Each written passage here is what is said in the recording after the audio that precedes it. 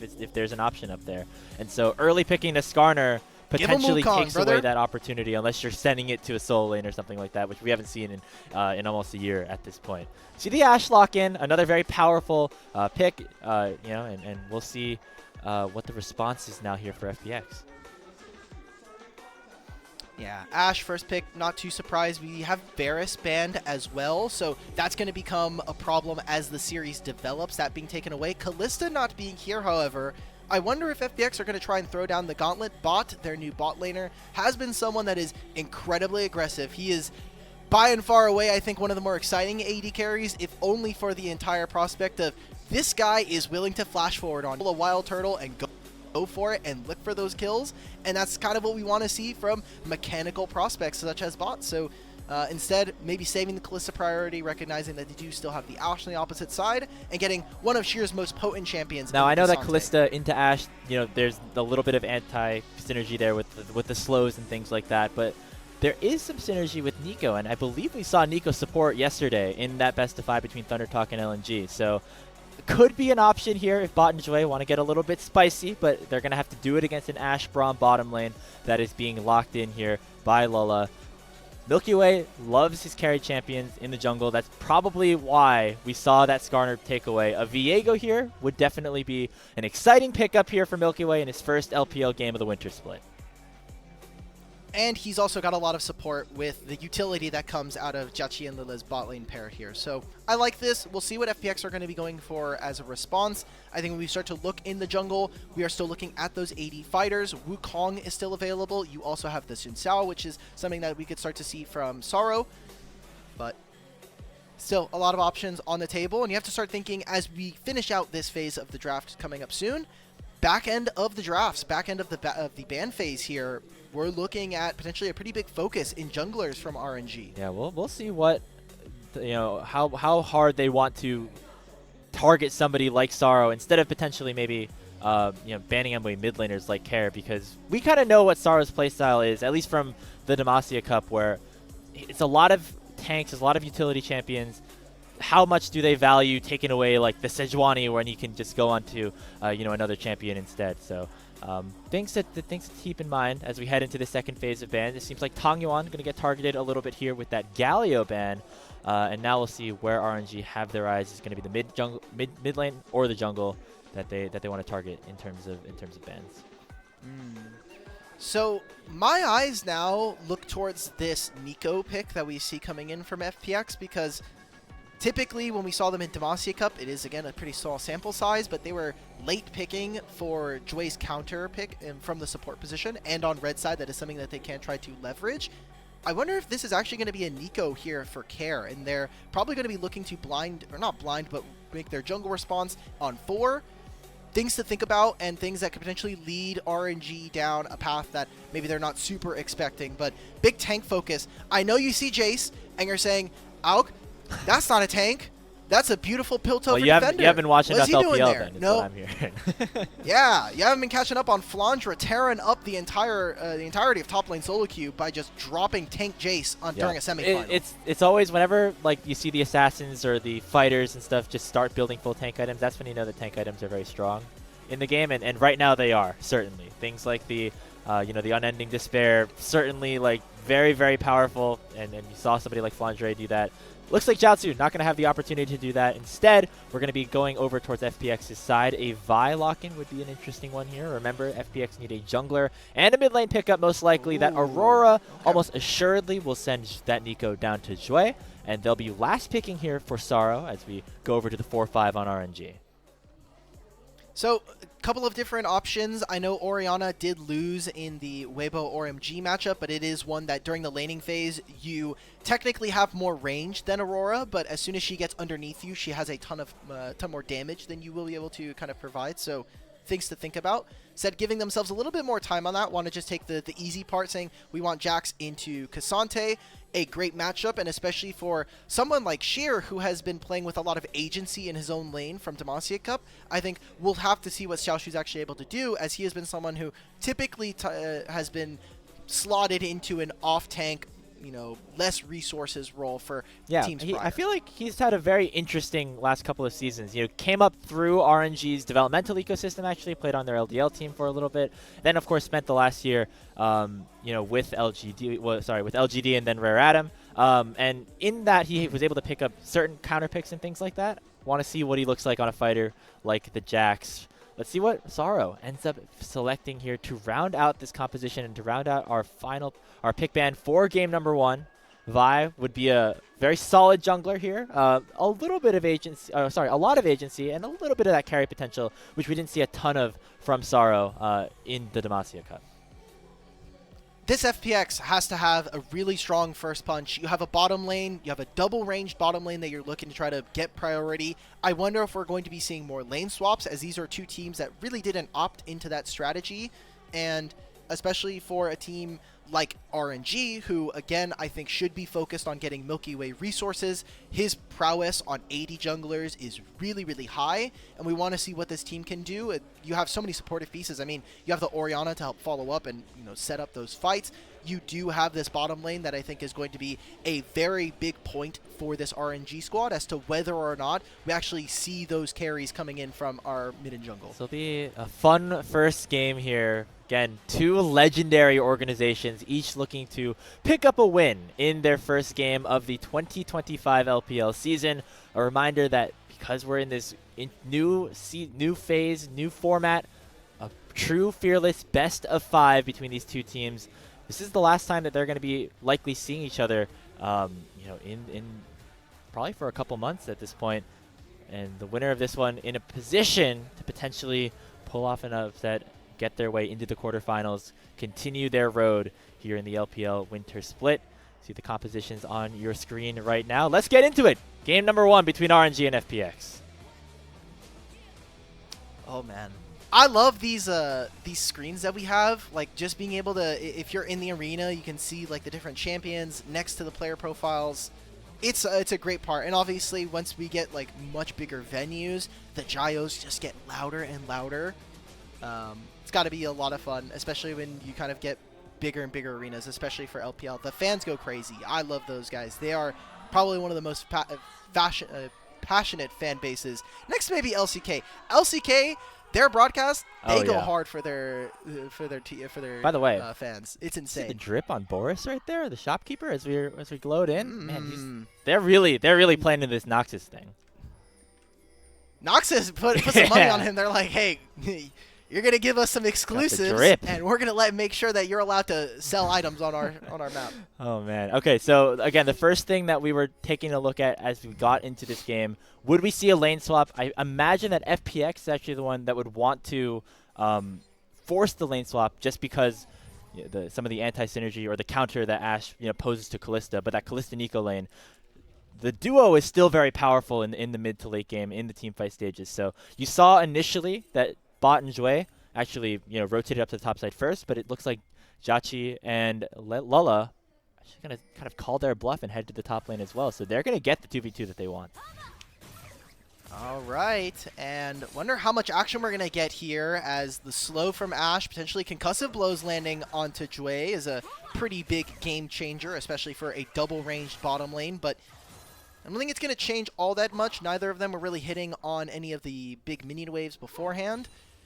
Big adaptation, I think, for me, coming in from the bot meta, is the replacement or almost full-on loss of things like Ignite and Exhaust. It is obviously something that we'll see more of as more series kind of get underway, but the past couple series, almost all of the bot lanes have been taking Barrier and Heal, which kind of, to me, says that, yes, there is a lot of early lane agency, but with so much protective kind of cases from the Summoner spell usage, I'm saying that the bot lanes are pretty even, and I wonder if we're going to eventually get some of the more greedy bot lanes with hyper carries and the like. Yeah, I mean, this is one of the rare cases where a Kalista lane is not one of those like super hyper aggressive lanes. You're playing this, so you can use the Fate's Call, send that Nico into the back line, get a big stun off here. Probably going to try to play this early game maybe just a little bit more safe. You see why you have the cleanse against all these stuns, all this crowd control that's available on RNG's side. This bot's got to be very careful, but again, as we mentioned at the top of the show, he's not one to shy away from being super aggressive, especially on a Kalista. For RNG, information collection is so easy this game with having the Ashe and the Hawk shot, especially in competitive play. You see the pings are starting to come out. Both junglers are on the opposite sides of the map. Fine being on this side is a little worrisome to me. She can go for maybe a rubber band once this mid lane wave is eventually crashing onto FPX's mid lane turret. But aside from that, I just don't see K'Sante getting early push into a Jax. And that 1v1 is not particularly great for FPX either, so Psaro's just going to be kind of moving in, probably going to be looking for a recall after finishing this, the Scuttlebug, Scuttlebug, but... Oh, yeah, milkyway wait a minute. cleared the Scuttle on the top side himself. Now sees Kara at less than 200 HP. Goes in onto Psaro to start things off. Both junglers engaged just a little bit, trying to proc those Conquerors. And it looks like Psaro did his job, allowed for Kara to get away safely and head back to base. This is just going to be, I'm picking up this midway. Oh, Kara actually canceled his recall. So, wants to at least pick this wave up. Probably not going to be under too much duress, but with the teleport changes, everyone at home, if you haven't played the new season, one, you can do that in between the games, or teleport getting a pretty big change, no longer an instantaneous blink, and having to eventually move your way over there does slow the amount of time for kind of instant re-engages once a teleport finishes. It kind of gives you a little bit more time in between. Yeah, it means that, you know, things like wave resets, especially in the mid lane, where it's a much shorter lane than, you know, top or bot, become a little bit harder to pull off. You don't necessarily get to cheat as easily in terms of, you know, just heading back to base and burning a TP. Those extra couple seconds, that could be the difference between, you know, getting a cannon or not in some situations. So interesting things to watch, but it looks like Kara was able to finally get back to base safely, and we're still awaiting our first blood, our first feat of strength to be given over as well for either of these teams. And yeah, it looks like both teams are content with playing it out relatively slowly this time. How are you liking the new season, by the way? Because first couple games in, I feel like they just basically put like bells and whistles for all the important things in the game. They're like, hey, you should be going for first blood. And players are like, well, yeah, I love player combat. It's like, okay, well, you also should be contesting a lot of the first early epic monsters. And I'm sure junglers are happy about that. It's certainly making games more action-filled. And for me, I just feel like they added like essentially forced notifications for the game from 4 minutes to about 25. There's always something. Well, the interesting thing is, you know, the stats that have come out show that the feat of strength like buff that you get in terms of like the boots upgrades and things like that, not actually very different than actually just getting the objectives last season. In fact, like the win percentages aren't very different. It's just now you add that little extra emphasis. It allows for these players to maybe be just the tad bit more aggressive, which I guess was kind of the point, but we also see now games getting extended a little bit with things like Baron not spawning until 25 minutes nowadays. I've been trying just like to see what champions I can like solo Otacon on. Looks like we'll hold that thought though, as we see some combat both in the topside jungle and in the top lane. Bot burns his cleanse to get away from the concussive blows as RNG looking to take control of the grub pit.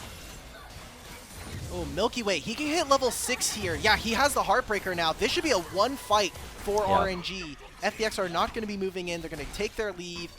That's a great option from RNG. I love this kind of small maximalization coming in from milkyway. When we talk about the carry for this team, our eyes are looking to the jungle position for Royal Never Give Up.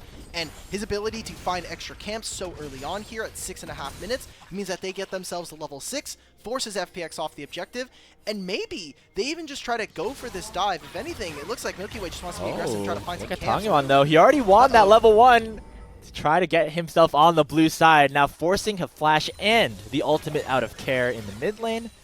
Hey, pretty good start to this split for Tangyuan, I guess, winning the 1v1 and now doing pretty well in the laning phase here in game 1. And now he's in his head. He knows. He's got him downloaded. Tangyuan actually used the 1v1 so he could feel out the enemy mid laner and see, okay, this is how you're going to dodge versus some skill shots. Okay, good to know. Good to know.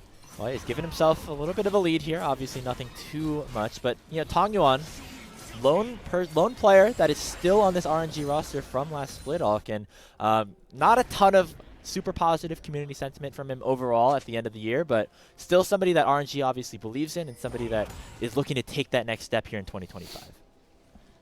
I feel like for Tangyuan, everybody that was on an EDG or an RNG roster in the past couple years, you get a buy. You get one buy. Maybe IG if you're being a little less charitable, considering some of the rosters that they had put forward. But there have been some development rosters, and RNG for right now are trying to find the pieces that fit, find what kind of matches. Hopefully with Tangyuan and Milky Way, this becomes a duo that this franchise can build off of in the future.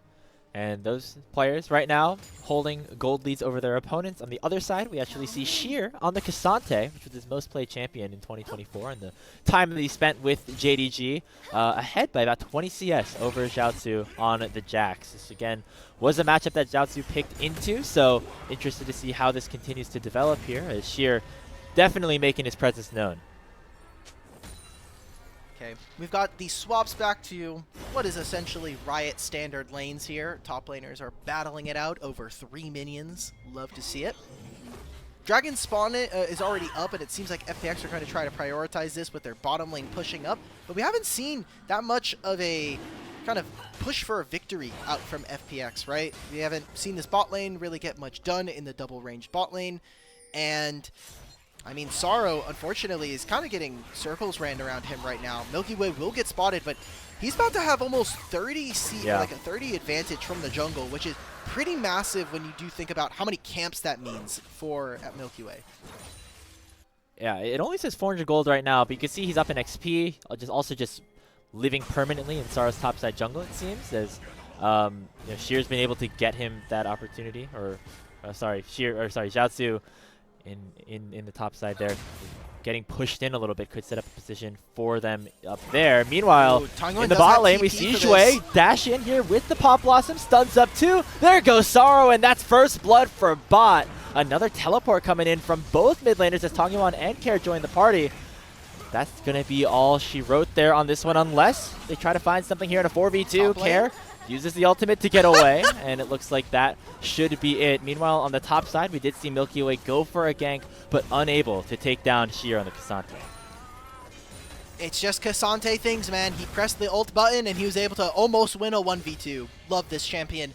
Great job from FPX to be able to find themselves the first feat of strength, the first blood going over to them, and a great bot lane dive. We got to see in action the teleport change, because if that's ult teleport, Tangyuan's already in there, and he could drop the ultimate.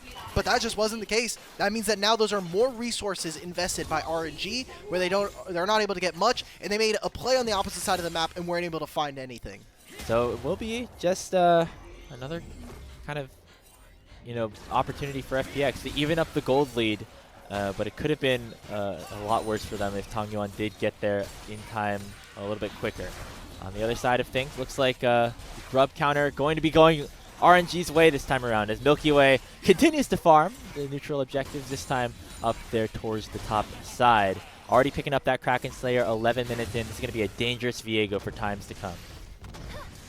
The fact that he has a legendary item from the jungle already, and he's level 9, is huge. I think this is a great start for RNG. Now, Xiaoxu does have to be careful. No longer has the counter-strike. He knows that Sorrow is here. Lele is going to be here to try to cover. +10. Wonder how much they'll be able to get done. It is going to be a Jax and a Braum, which is notoriously very difficult, and they don't have the most amount of damage to kind of back up the crowd control that FPX it looks have. like with Lele coming down here, takes away all opportunities for a dive for FPX. Looks like instead it's going to be the 80 carries pushing here in the mid lane against each other as FPX try to control this bottom side river. Right now, RNG do have that pushing power with the 6 grubs, but FPX not down from this one just yet. Not a lot of major objectives to fight for. I'm surprised that we have not seen more action, especially kind of with the players that we have here in this game. Well, I think we're probably going to be seeing that in the next coming minutes. Not only do we have a dragon spawning in 2, heralds in 3.5, and for RNG, they did just get the 6 grubs during all of that. So their lane assignments right now, while it seems like they want to try to set up Xiaoxu, let's see if this ult lands. And it's a Nico clone sitting in the brush. Great job from Jwei. Definitely planned in advance for that to happen. And that stops a pretty big investment coming out from RNG. Now, thankfully for them, for Milky Way anyway, there were no camps for him to do. So he had that timer to go for it. And they're going to call that off. And a pretty good save, all things considered. I mean, just triple surprises there for RNG. First they see, oh, there's actually a Vi in this bush, and then the Vi disappears. Oh, it's a Nico. It was a Nico clone, actually, what it was. as prevents Care from getting hit up by that ultimate and potentially saving his life in that situation. We're still very even in gold in this game. As we see top laners duking it out just a little bit. Xiaoxu actually doing a lot of damage. Has a finished Trinity Force now. Bashir being tanky on that Cassante, able to get away. And Xiaoxu, with this wave coming up, so he has two options. Now that he's invested the teleport, he can walk over to this objective, but he has 6 grubs. I think RNG, all you're going to do in this moment is make sure that we're still getting camps onto Milky Way, get him maybe level 11 for a second point into his Heartbreaker, and then just get gold into our back pockets. Turret plates are about to fall. Sheer instead actually ends up staying for the wave, so it's just going to be a 4-on-4 if RNG do decide to contest for this dragon. You know, that I think is part of the reason why Xiaoxu felt okay with sending that teleport, because he knew that Sheer would at least take a while to get there. You know, I don't think it's going to be up right exactly as that Drake spawns. Mid lane prio, of course, always important before you go for one of these major objectives. As Milky Way now making his way towards the mid lane as well, finds the stun onto Sorrow, and Lola going to go forward here with that ultimate as well. Oh, they find the Nico. Yanked right back in by Bot, but those are some crucial cooldowns used by both sides. Sorrow without Flash, and Bot without the Fate's Call. Well, they still have the Nico ultimate, so that is something that they can look for. Sheer is looking for a teleport after he finishes recall. Xiaoxu is on his way. The top laner should arrive at the same moment, but it's those big ults. I'm looking at what Tangyuan can do with this command shockwave. Be a very big cooldown that has not been used. JiaQi and Lola have both utilized their R buttons right now, and that is why FPX have been able to take control of this Dragon Pit for now. They're trying to zone out Xiaoxu. Want to make sure he does not get into the fray. Sheer doing a good job to zone. Now it's a 50-50 and a 4v4. Who's going to find the smite? It will be FPX as they pick up their second dragon of the game. But now the re-engage here for RNG could be big. But on the other side, it's Jwei with the Pop Blossom. Now Sorrow over the other side as well, looking to lock down Tangyuan on a Shockwave. Just issued way too late, and it could be a big wipe here for FPX. They get 5 just for Jwei. It's the second dragon as well. FPX make a huge team fight win. Great fog of war coming in. A great vision control from FunPlus Phoenix turns into a massive win. And it just felt like RNG, without having that Ashe ultimate, they just never wanted to start a fight. This should be one where, hey, Xiaoxu's here, but they don't clear this brush. There's no one putting down vision. They've lost wards because of how long this kind of dance has happened around this point in the map. And while it's a trade of summoner spells, I think big ones for me is going to be the missing flash and barrier here for Ashe going further. RNG just kind of felt pretty lackluster in that fight. Like they didn't really kind of muscle up. After the Ashe ultimate, they just never really start a fight. It's got to be on Tangyuan to actually go in and find those really, really strong positions with his also orb. Just a great engage by Jwei on the Nico, utilizing that Pop Blossom Flash combo just excellently. Sorrow diving onto the Orion in the backline also really helping. And with some of those big carries out of the fight, pretty instantly, it was only Xiaoxu who was able to do anything in that fight, who was kind of pushed out of things to begin with. Was able to get 1 back, but that's not nearly enough, as FPX have opened up this gold lead to now 3,000 in their favor. All right, this next objective is huge, by the way. Because FPX got 2 of the Epic Dragons, they've got 2 dragons. For RNG, they got both of the Groms.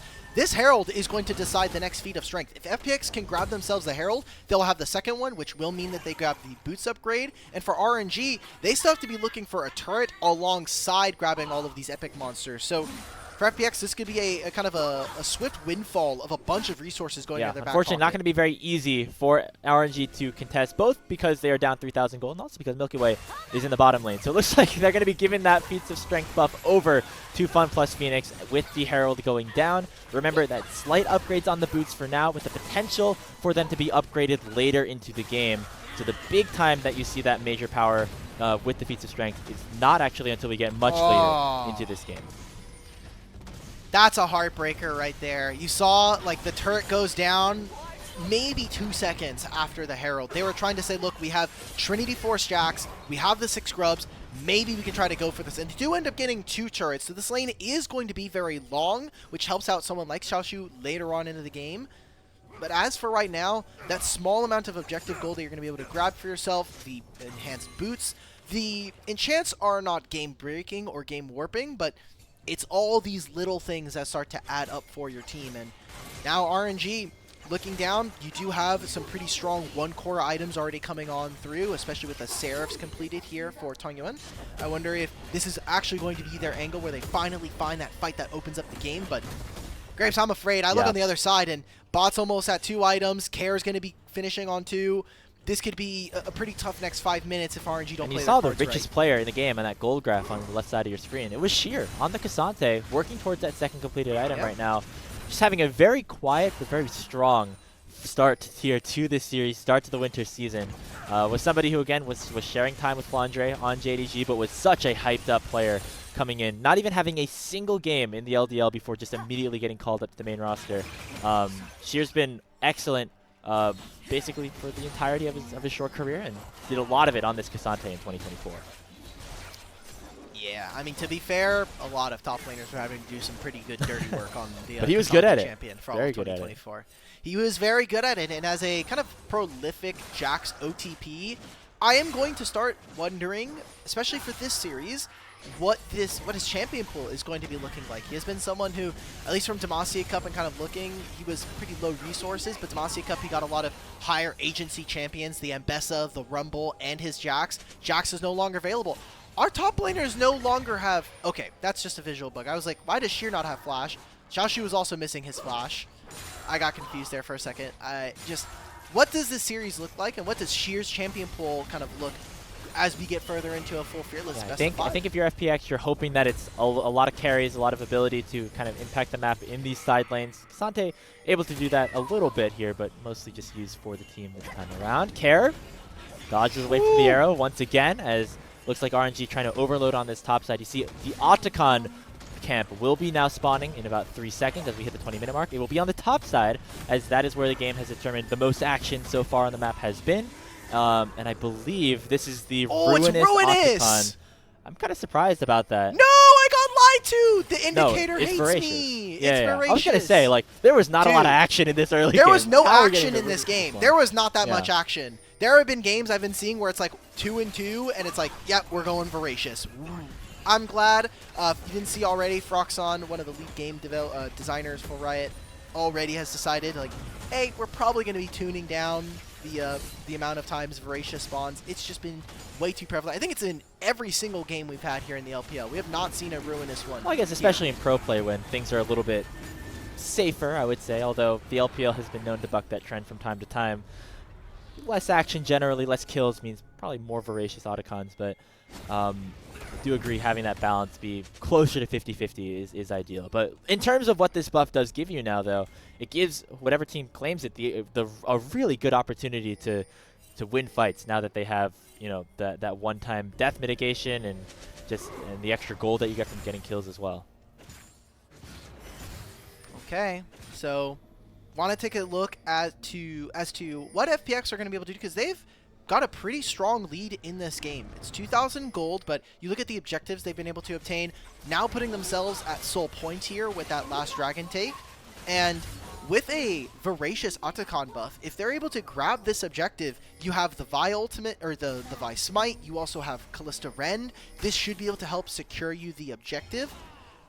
I think that if you're able to get that respawn, obviously it's a big game changer, and for FPX, you need every win you can get, and especially in this group when we're talking about it potentially being anybody's game for a second spot. Yeah, and right now FPX looking in control of this game, but of course, best of 5, still a lot of League of Legends left to be played. Rift Herald spawned in the mid lane here by FPX. They're going to try to break open this tier 1 tower.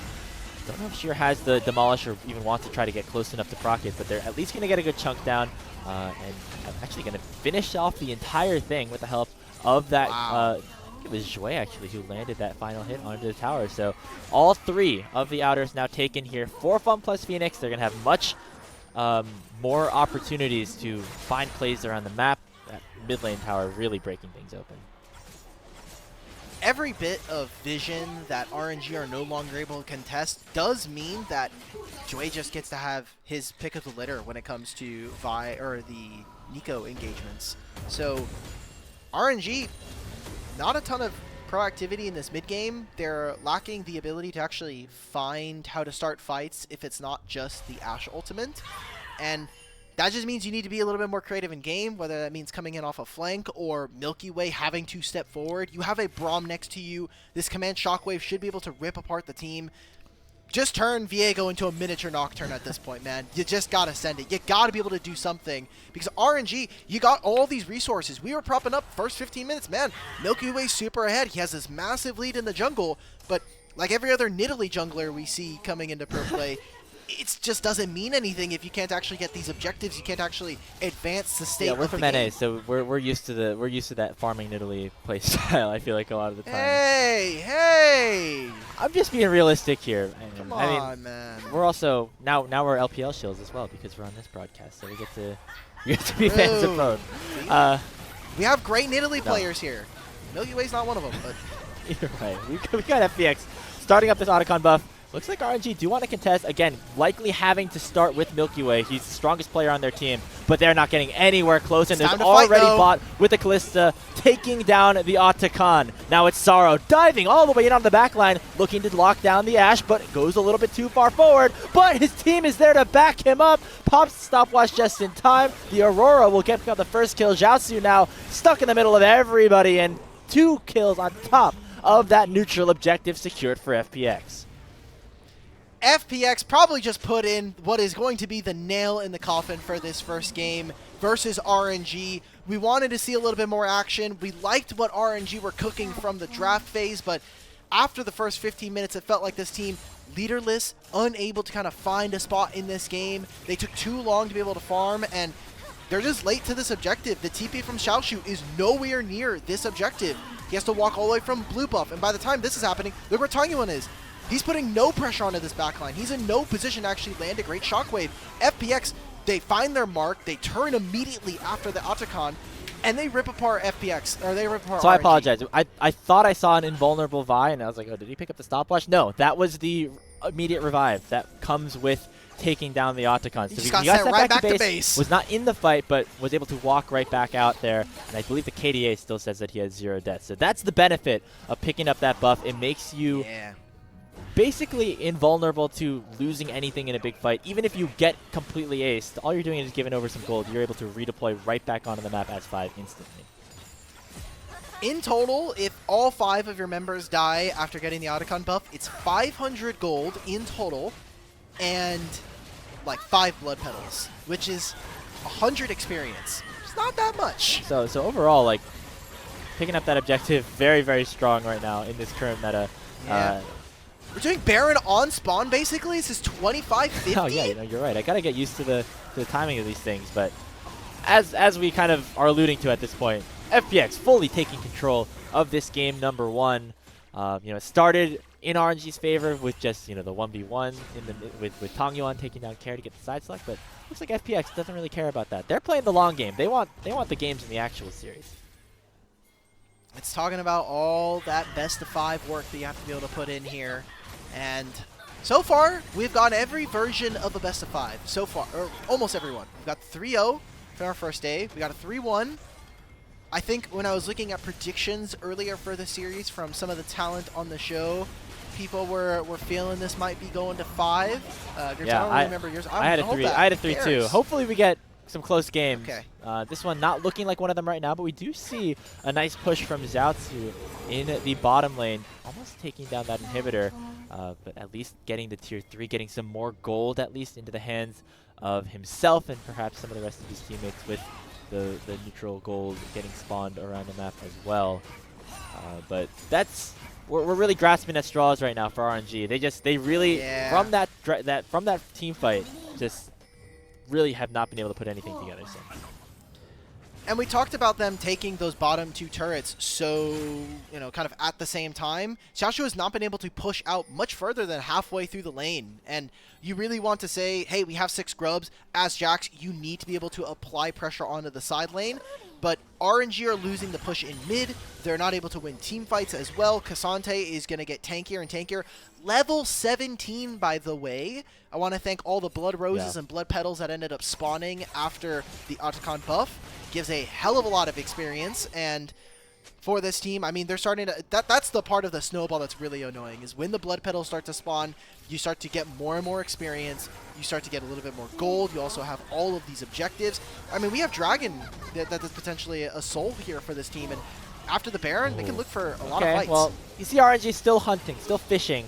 Gonna have to come through with that Ash Arrow. Xiaoxu coming in with the TP as well, but with the extra indication, they're able to get away pretty easily. And now Care and Sheer move their way towards the mid lane inhibitor turret. Gonna be able to break open the first tier 3 of the game for themselves, while also Bot and the rest of FPX can take down this tier 2 down bottom lane. Fate's Call comes out from Bot, doing a ton of damage here with those spears coming in. Ren not gonna be enough, and they're just gonna bide their time. Continue to let these waves crash in, take as many of these objectives as possible.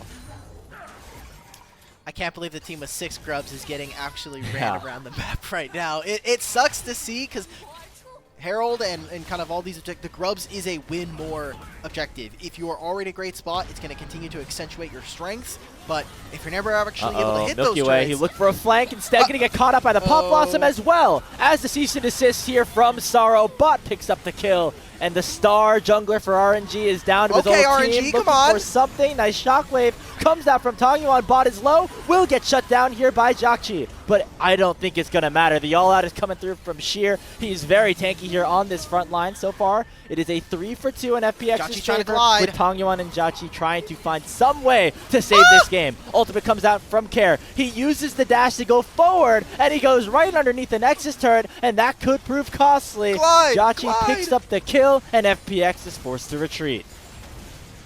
Oh my god, I know we were talking about that We're the North American casters, but I think we might have Project Ash NA on the Rift right here. The ultimates need a little bit of work, but he's sitting there, he's right-clicking them, okay? That's the extent of all the goodwill that I could extend to RNG. The fight is just looking really sloppy from them. Tangyuan has not really linked up with his team in a more effective manner. We need to take a look in this replay. I mean, milkyway, he has to be this far up because the team is just not doing much. Right now we have Tangyuan matching on the top side of the map. There's a great fight coming in from FPX. And this was the part where I said, okay, maybe RNG, maybe we can cook here. Because now there's a turret that's still available. JiaQi's slowly whittling away at them, but he just doesn't have enough damage. He went for the Phantom Dancer and the Kraken Slayer, which means eventually in a fight he will get there, but Care delivering himself. This is as good as it's going to get for RNG from what we've seen in the past couple minutes. A couple mistakes there, you know, from Care on that ultimate, and also just going super far forward in general allowed for Xiaoxu to get a really nice flank on the Jax and ended up taking down, I think, Jwei early on in the fight. So that was a pretty much a dream situation for RNG, and they went 3-for-3 underneath their own tower. Now they're going to need to try to defend this Chemtech Soul that is about to spawn. They are making their way up there, and this time the Enchanted Crusader does find Care. Glacial Fissure comes out. Care will be able to escape without losing too much of his HP. And so now it's RNG without that crucial cooldown. Both ultimates on their bottom laners are down. Oh, RNG, I think you just need to push. You can give up. Like, yes, you lose the soul, but if you lose this fight, you're going to lose the game anyway. 3,000 HP. Jwei coming in, locking down the main. Carries TP. Is it fast enough? Not yet. Tangyuan finds the shockwave onto 3. The soul's already claimed. Bot and Xiaoxu trying to find a 1v1 down there. Milky Way will fall. It's a double kill here for Sorrow, and that is the ace that you alluded to, Alk. FPX winning the fight, once again only losing their support. They're sending both teleports up to the mid lane to claim game 1 of this best of 5. Bot's going to try to reconvene with them through the mid wave. You have Sorrow pushing as well. RNG, it looked good in the first 15 minutes, but your lack of proactivity and the lack of kind of in-game shot calling, we didn't get to see them actually start fights very often, leads to FPX. They have all the go buttons, all the go tools, the agency is in their back pocket with these kits, and they're going to take a pretty resounding Game 1 victory. So it's FunPlus Phoenix taking down their old jungler Milky Way in this first game. Still, of course, a best of 5, but a really nice look from FPX. I think a lot of us casters generally had RNG favored in this series, just the slightest bit because of some of the star power that we saw on this team and kind of the unknown potentially because of their lack of scrims in Demacia Cup. But FPX is proving that they are here to play as well. Yeah, the things that I want to see is kind of what this team is going to continue to develop as not only we get further into the series, but further into this year for FPX. As my worries from Demacia Cup was that Sorrow and Care, they did not link up very many times during their series in playing against EDG, BLG Junior, and LGD. I was worried that this matchup between RNG and FPX was going to be which team had solved the mid 2v2.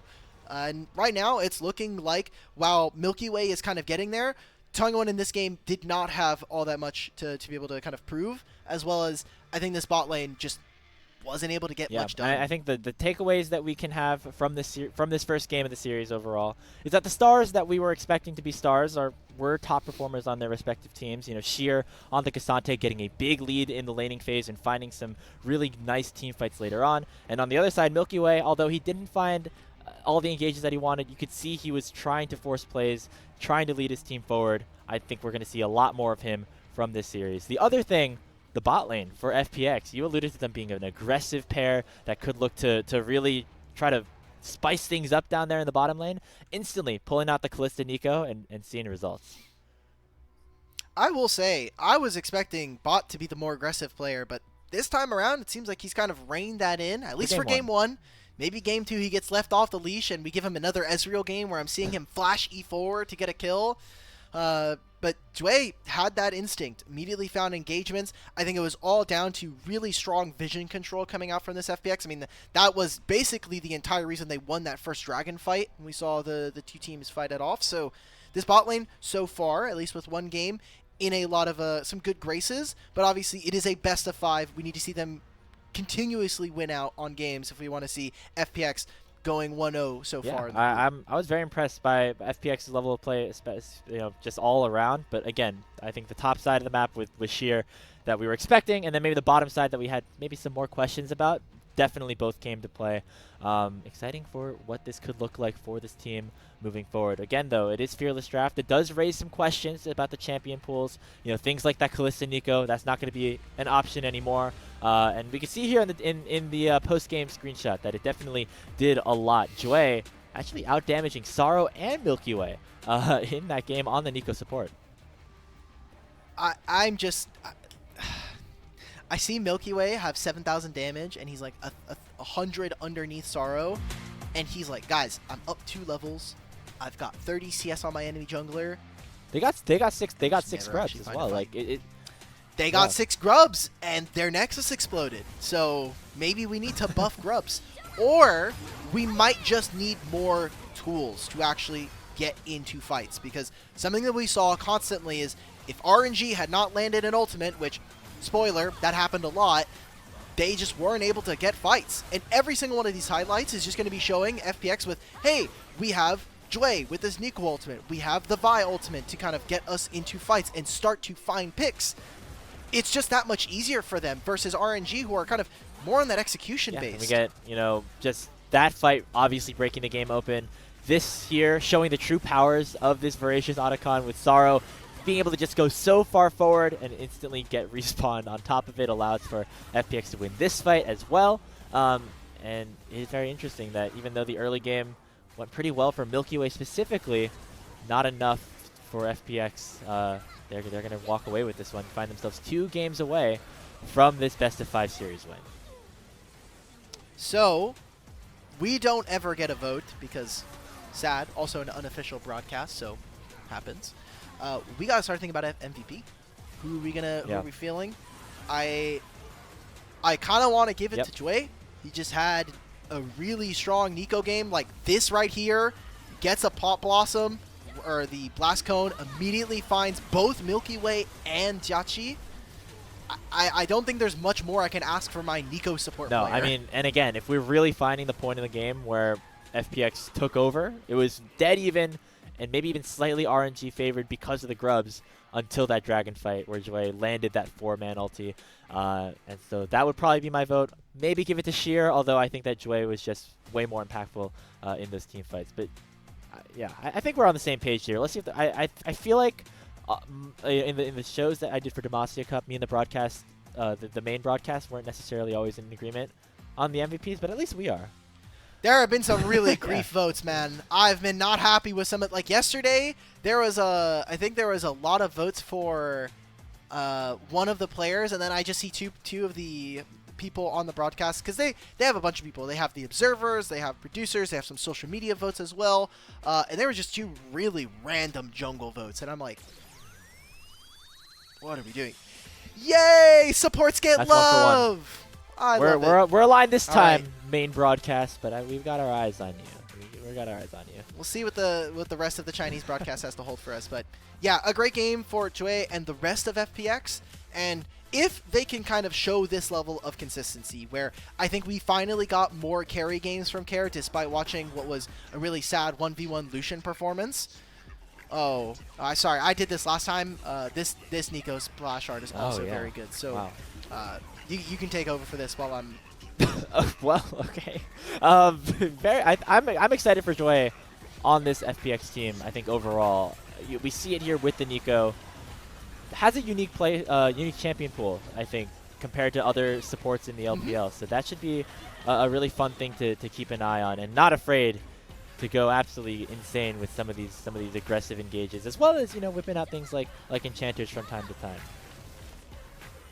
I was just worried about the Kalista Nico, because it's a lane that we've been seeing pop up here in the LPL, but hasn't really done all that much damage in series. So that's my initial kind of, okay, enemy team has Ashe Braum. It should be really hard to be engaging in the laning phase, but I mean, come late game team fights, you have so much utility, and we got to see some of that alongside also Care's ultimate, which again, despite Care not winning an MVP here, I think that is really, really awesome to see him on a high damage dealing champion and also be such a large portion of this team's victory this time around. So congratulations to Jwei, your Game 1 MVP. FPX, as we said, taking that Game 1 victory over RNG. Looks like RNG, of course, will likely have that side select for Game 2. I'd imagine the sides stay the same, but none of those champions are going to stay the same as we are in our True Fearless mode.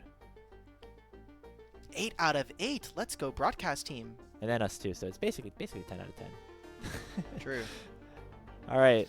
I think we're ready to go to a break before we get ready for game number 2. But before we do that, we want to let you all know that we are very grateful for all of you watching the LPL English community stream here. But as you may be aware, this is an entirely fan-run broadcast that are produced by passionate individuals who love the LPL. As such, we've started a coffee account that you can access in the chat. Any donations that go there will directly go to broadcast upgrades or pay in some of the on-air talent and producers that have been doing a ton of work throughout the start of this regular season and will continue to do so throughout 2025. By becoming coffee members, you can also unlock perks like access to the members-only parts of our Discord servers, early access to unique content and interviews, and the ability to potentially suggest some questions for those interviews and collaborate with us on the broadcast team. You should join today.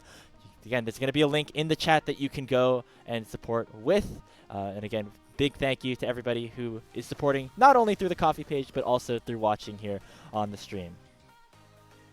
Yeah, and if you want also, it's not just coffee. We also have our YouTube and Twitch subscribing kind of membership. So either one of those works are going to get you pretty similar perks across all platforms, especially for our Discord, which I'll give a little bit of a spoiler. We were able to get some views with some of the teams in the next coming days. So if you want to be able to suggest some questions, maybe talk to some of the players, that would be the best venue for being able to do so. Absolutely. Be able to help I'm super excited to get into those interviews, get the chance to talk to some of those LPL players a little bit more. And you could be a part of that too if you join our Discord by becoming members. So make sure to do that if you are interested and have the ability to do so. We got game 2 between FPX and RNG.